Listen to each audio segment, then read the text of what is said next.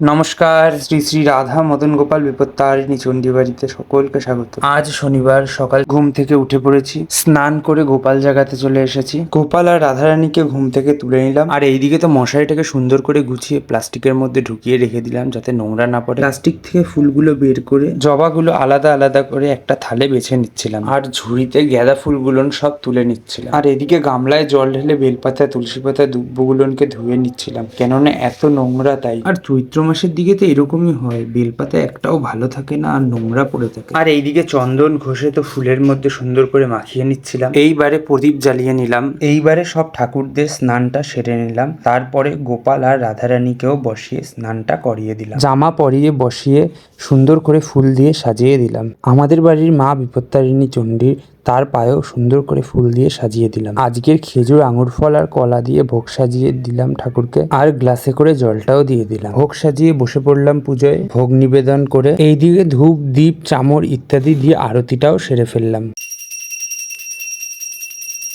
পুজোর শেষে ভগবানদের দর্শন করো। আশা করি ভিডিওটা তোমাদের ভালো লেগেছে।